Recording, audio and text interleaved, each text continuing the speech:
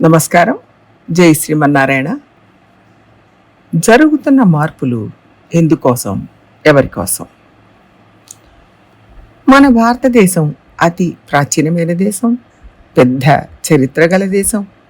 మన దేశంలో అనాదిగా గొప్ప సంప్రదాయం ఉంది, పవిత్రమైన ఆధ్యాత్మిక సంప్రదాయం ఉంది. ఇండస్ వ్యాలీ సివిలైజేషన్ అతి ప్రాచీనమైనది. భారతదేశంతో పోల్చి చూసినప్పుడు ఇంత గొప్ప ప్రాచీన నాగరికత గల దేశం మరెక్కడా కనపడదు. ప్రపంచంలో ఇప్పటికీ నాగరికత, సంస్కృతి సజీవంగా ఉన్న దేశాల్లో ఇదే ప్రాచీనమైంది, పెద్దది. అతి పెద్ద దేశాలు, అభివృద్ధి చెందిన దేశాలు అనబడే ఐరోపా దేశాలకు, అమెరికా దేశాలకు అతి తక్కువ చరిత్ర ఉంది. అవి సమీప కాలంలో ఏర్పడిన నాగరికతలు. కానీ మన దేశ చరిత్ర వేదకాలం నుంచి ఉంది. రికార్డు చేయబడ్డ కాలం నుంచి చూసినా కూడా మంది అతి ప్రాచీన నాగరికత. మన పూర్వులు జాగ్రత్తగా కాపాడుకుంటూ వచ్చిన ప్రాచీన సంప్రదాయానికి అనేక తూట్లు, అవరోధాలు ఏర్పడ్డాయి, మార్పులు జరిగాయి. వాటిని మనం మనకు తెలియకుండానే ఇష్టంగానే స్వీకరిస్తున్నాం, ఆచరిస్తున్నాం. ఆ మాటకు వస్తే సంతోషంగా అడాప్ట్ చేసుకుంటున్నాం. మార్పులు సహజం కదా, మార్పు జరగకుండా ఆపగలరా అని అడగొచ్చు. నిజమే, మార్పు సహజమే, కోరుకోవాల్సిందే. కానీ అవి మంచి ఫలితాలను ఇచ్చేవిగా ఉండాలి. ఈ మార్పుల వలన చాలా విధాలుగా నష్టపోయాం. పెద్దవాళ్ళు మనకు చూపించిన జీవన విధానం, అలవాట్లు అన్నీ ప్రకృతి సిద్ధమైనవి, ఆరోగ్యకరమైనవి. ఆ పద్ధతులన్నీ పోయి నవీనమైన వాటి పేరుతో కృత్రిమమైన పదార్థాలు వచ్చి చేరాయి. నవీన పద్ధతిలో పండిస్తున్న, తయారు చేయబడుతున్న పదార్థాలనే తింటున్నాం, వాడుకుంటున్నాం. వాటిలో రజోగుణం, తమోగుణం ఎక్కువగా ఉన్నాయి. కృష్ణుడు భగవద్గీతలో వేటిని వదలమని చెప్పాడో అవన్నీ ఇప్పుడు మనం స్వీకరిస్తున్నాం. మన పెద్దలు అతి ప్రాచీన కాలం నుంచి ఉన్నతమైన పద్ధతులు అలవాటు చేసిపోయారు. అవన్నీ పాత పద్ధతులు. ఇప్పుడు కొత్తగా చాలా కనుక్కున్నారు. ఈ పద్ధతులనే మనం ఆచరించాలి, అనుసరించాలి అని మనం చెప్పొచ్చు. కానీ ప్రపంచంలో కొత్త కొత్త పద్ధతులను అలవాటు చేసిన వాళ్ళే ఇవాళ వీటి వల్ల ఉపయోగం లేదు, ఇది ఆరోగ్యానికి మంచిది కాదు అని చెప్తున్నారు. ప్రాచీన కాలంలో మన పెద్దలు పండించిన వడ్ల గింజల రకాలు ఇవాళ లేనే లేవు. ప్రభుత్వం నుంచి కానీ, బయట సంస్థల నుంచి కానీ స్టాండర్డ్స్ మెయింటైన్ చేస్తున్నాం అన్న పేరుతో వివిధ రకాల గింజలు ఉనికిలోనే లేకుండా చేశారు. అంతటా ఒకే రకం గింజలు, అది కూడా అధిక దిగుబడినిచ్చే కృత్రిమంగా తయారు చేయబడిన గింజలు దొరుకుతున్నాయి. ఏవో కొన్ని హైబ్రిడ్ రకాలు మాత్రమే వాళ్ళు పండిస్తున్నారు. అది కూడా తెల్లగా మల్లె పువ్వులాగా బాగా పాలిష్ చేస్తున్నారు. అదే అందరూ కోరుకునేట్టుగా ప్రచారం చేశారు.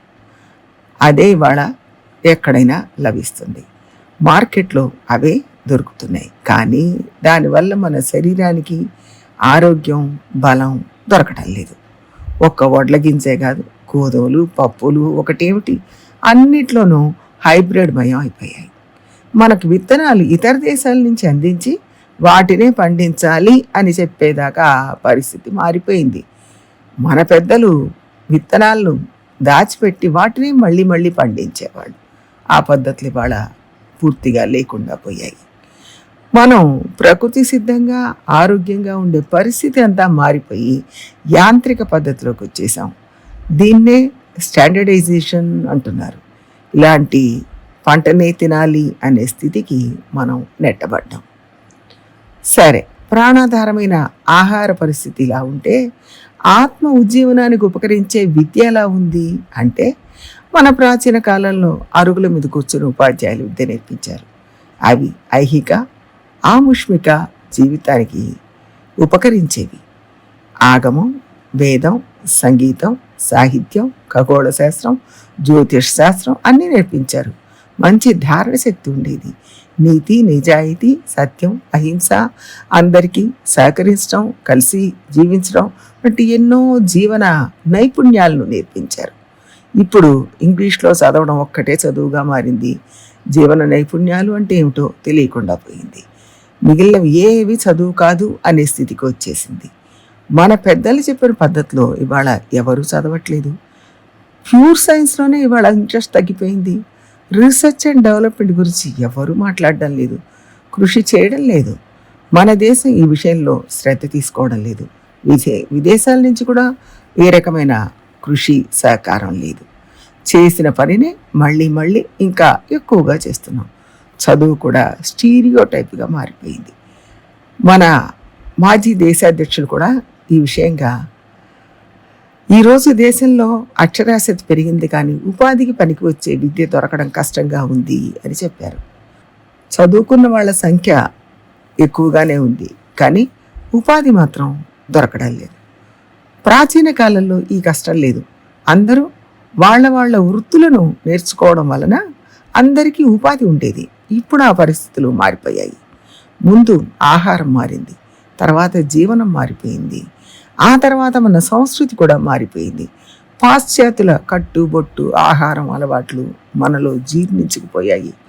నేల మీద కూర్చొని విస్తరాకుల్లో భోజనం చేయడం, కింద కూర్చొని చదవడం, రాసుకోవడం మర్చిపోయాం. ఎక్కడికైనా నడిచే వెళ్ళేవాళ్ళం, అది మారిపోయింది. ఇప్పుడు వాహనాల మీద వెళుతున్నాం.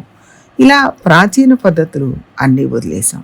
మంచిది, కొత్త పద్ధతులు అలవాటు చేసుకోవడం వల్ల మేలు జరిగిందా అంటే అది లేదు, పైగా కీడు జరిగింది అని అందరూ అంటున్నారు. కొత్త పద్ధతుల వలన అనేక నష్టాలు సంభవిస్తున్నాయి.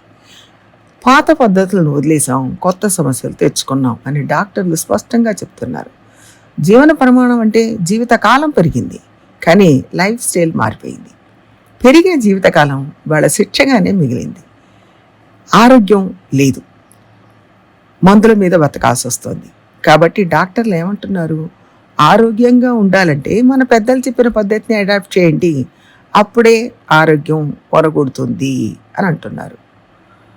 మతపరమైన మార్పులు కూడా ఎక్కువగానే జరిగాయి. మన మతం సనాతన మతం, హిందూ మతం. ఇది దేశంలో ఉండే మతం. మునుపు అంతటా వాళ్లే ఉండేవాళ్ళు, కానీ ఈ రోజుల్లో మత మార్పిడి బాగా జరుగుతోంది. చాలా చోట్ల అనేక కన్వర్షన్స్ నడుస్తున్నాయి. ముఖ్యంగా సంప్రదాయబద్ధంగా జీవనం సాగించే వారి కుటుంబాల్లో కూడా కన్వర్షన్స్ ప్రవేశించాయి. ఎందువల్లంటే ప్రచారం, విపరీతమైన ప్రచారం చేయడం వలన పసిపిల్లలకు, రోగగ్రస్తులకు ఆధారమైన పాలు కూడా కృత్రిమంగా మారిపోయింది. ఎక్కువ దిగుబడి కావాలని కృత్రిమంగా వాటికి ఇంజెక్షన్స్ వేసి పాలు పిండుతున్నారు. ఆ పాల వలన ఆరోగ్యం కంటే అనారోగ్యమే పెరుగుతోంది. ఒకవైపు పరిస్థితి ఇలా ఉంటే, వాళ్ళ సోషల్ మీడియాలైన ఫేస్బుక్, ట్విట్టర్ లాంటి వాటిల్లో ప్రతి వ్యక్తికి ప్రైవసీ ఉండాలి, ప్రైవేట్ స్పేస్ ఉండాలి, వ్యక్తిగత స్వేచ్ఛ ఉండాలి అని మాట్లాడుతున్నారు. ఎవరు ఎవరిని కంట్రోల్ చేయకూడదు అంటున్నారు.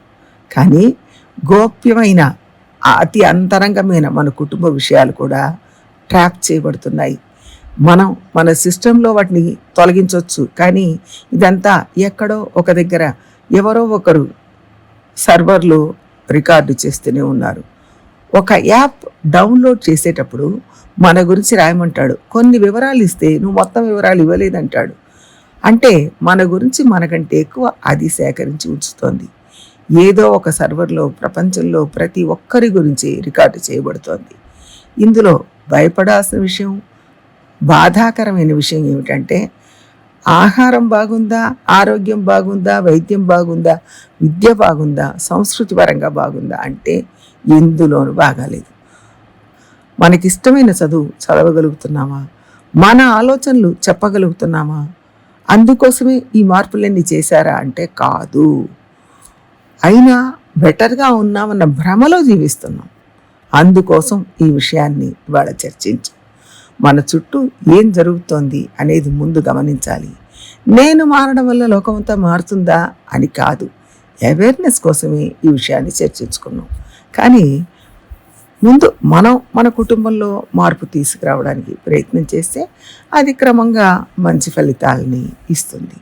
ప్రతి ఒక్కరూ ప్రయత్నం చేయడం వల్ల అందరి కుటుంబాల్లో మార్పులు వస్తాయని ఎదురు చూద్దాం. మంచినే కోరుకుందాం. జై శ్రీమన్నారాయణ.